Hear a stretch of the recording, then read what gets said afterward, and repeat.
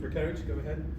Coach, already 2 1-run wins this season early on. Is it good to be in these situations early in the season? Yeah, it's great. There's no, can't be understated the benefit of playing close games and, playing in all different kinds of games. Playing the really good competition early in the season at Globe Life, and then, battling maybe the elements or whatever. And, you got teams coming in here that are,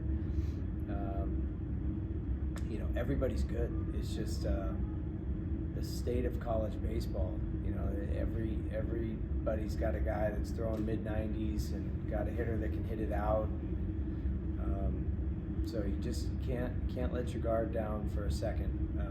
So no surprise that these games weren't lopsided and they were tougher type of games. But yeah, I love that we're getting experience in these types of games and having that, because we're gonna see it. We're gonna see it a lot. But just having those repetitions of going through nail biter type pressure packed situations. You sat Cam and Andrew and Tristan in the second game tonight. As much about building depth for your team as it is giving those guys a rest? Yeah, I mean, they really didn't need a rest. It was just more of like trying to rotate the lineup and give everybody, these first 2.5 weeks, trying to play with the lineups as much as we can. And not that we'll have a consistent lineup starting next weekend, but just want to give guys opportunities. So, when we do get to South Carolina series and get to conference play, we've gotten a lot of guys some opportunities to get out there and compete. Coach, I know it's a pretty hot topic right now around Clemson about the purple hoodies. I know you're doing a giveaway with them. Is there any plan in the future to maybe start selling them to monetize them? Yeah. So we're, Tim Match, who runs the licensing and kind of in charge of that category, is working on it. We actually use that logo for our camps as well. That's where it started. So we're going to actually start selling them as well, hopefully through our camps as well, not just for the campers, but have like an online camp store. But I think the correct answer would be yes, but that would be a Tim Match question. But yeah, I think that's kind of the plan. That seems to be a popular logo. They like that Palmetto C, and it looks cool. And yeah, I understand the demand.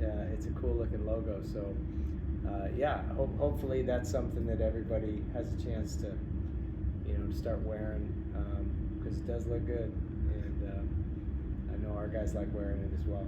I mentioned McClatty making his first start at third. Pano made his first start at short tonight.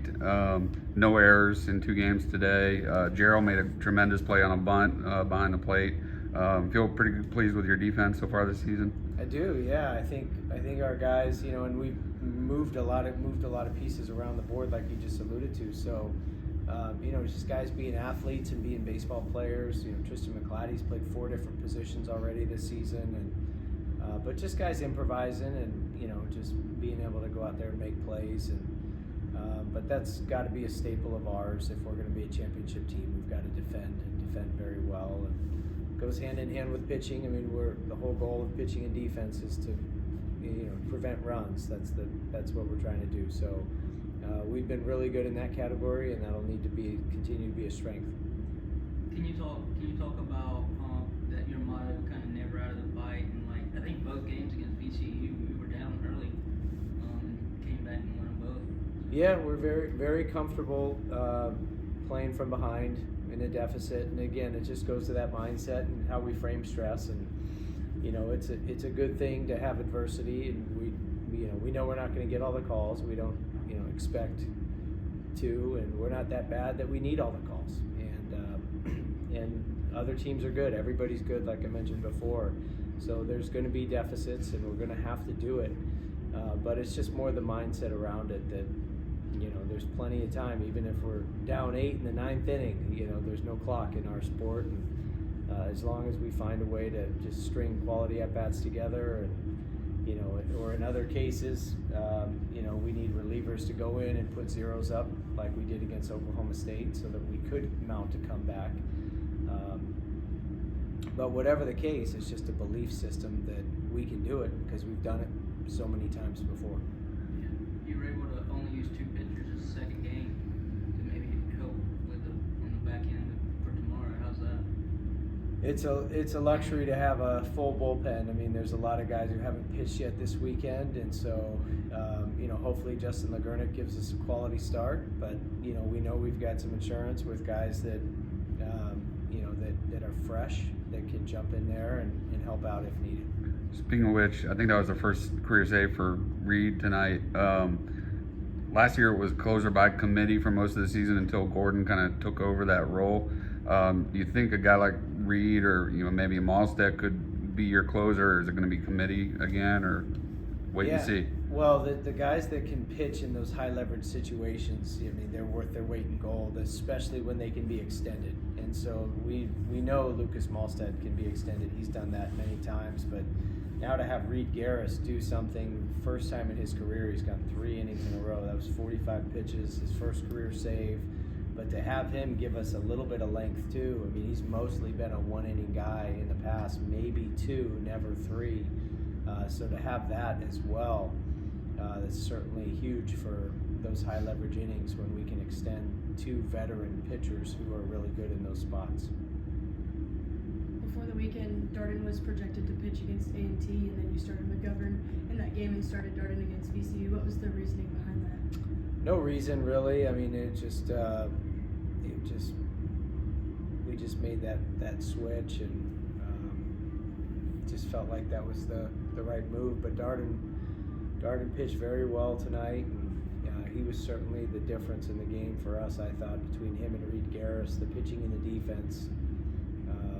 It was a tight game, and difference of the game could have been 1 swing, but luckily it was McClatty's 2-run double and the pitching and the defense that held it down. But Darden, whichever game he pitched, he was going to factor in because he was really, really good today.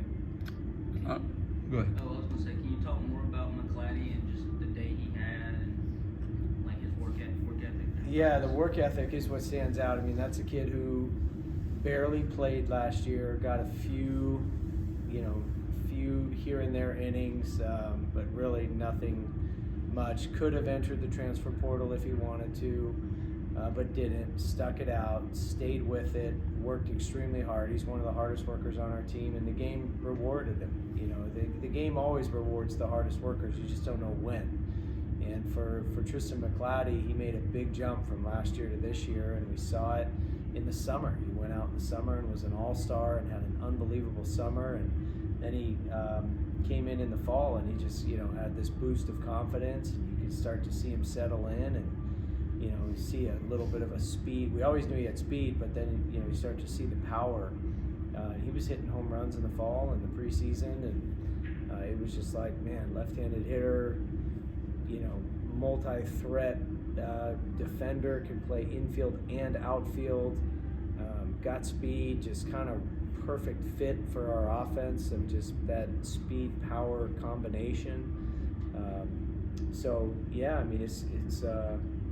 love the how dynamic he is, and we are rotating the lineup around a lot, but he looks like he's hell-bent on earning a consistent starting role when we get a little more stability in that lineup in a couple weeks. TP made his first start tonight. What did you see? I think his walk and run ended up being the difference, in fact. What did you see from him in the fall that you liked? Well, this goes back to the recruiting process too with him. He's a 3-sport star in high school. How many high school kids still play 3 sports to this day? And he could have been a mid-major football quarterback recruit, got recruited to play mid-major football, was a heck of a quarterback, left-handed throwing quarterback, and really good basketball player. Just one of those freak athlete kind of kids, and then just the humility with which he carries himself, and how he was raised. So we knew this kid coming in was going to be a future star. So it's just finding opportunities to get his feet wet, get him some experience, and he's an easy guy to point to say that guy's going to be one of the dudes in the future of our program. Anything else for Coach? Coach, I know personally that I guess I can attest for a lot of the student body and many people how they feel about you moving the bullpens down to the field and working on selling beer with the beer garden and doing a lot of these things that are modernizing Clemson baseball. What goes behind the thought process when you're bringing ideas like that to the table for you? Man, I love your questions. This is great. So I look at Clemson, and historically Clemson has always been really good. But Clemson on the field has never won a national championship or played for a national championship. So we have a lot of room for growth and improvement between the white lines. And then you look at outside of the white lines, and Clemson also has always been good. Doug Kingsmore Stadium has always been a good atmosphere, but it hasn't been the best atmosphere. There's better atmospheres in college baseball. There's more stadiums that have bigger amenities, bigger seating, and I don't see any reason why Clemson baseball can't be the #1 baseball program in the country, and I don't see any reason why the Clemson stadium and facilities and fan amenities can't be the best in college baseball as well. Now those two also go hand in hand, but in the meantime, we can do some things to make this more fan friendly, more fun for fans. If we're gonna, before we get the big boost of attendance by going to Omaha, winning national championships, we can, when fans are deciding, how do I want to spend my dollars, we can make it to where when they come to Doug Kingsmore Stadium, this is a fun experience. You got kids out on the field. We're bringing kids onto the field. You saw the tractor race tonight in the 5th inning. That was awesome. But we have a kid leading our team in stretch group every half inning. And our players are going into the stands to salute the veterans in the middle of the fourth. Like, we are thinking of every way we possibly can to engage with the fans, get more fans here, to grow it before we get the big surge from the on-field success.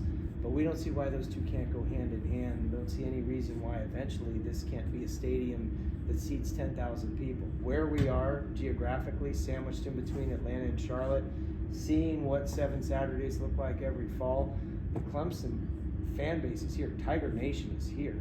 We just got to make it so awesome that it just builds the demand, and they won't be able to build seats fast enough. We're going to do it. Fun Zone, and Truist Park has the Battery, where it's more fun to be, or as fun to be outside the stadium as it is inside the stadium. Why can't we do that stuff here? So you get me started. We'll be here all night when we start talking about this, because I'm very excited about it and in it for the long haul, because I truly think Clemson baseball has a full standard deviation higher for on-field performance, but also outside amenities and what we can do with the stadium. Thanks for asking that. All right, thank you, Coach. Thank you.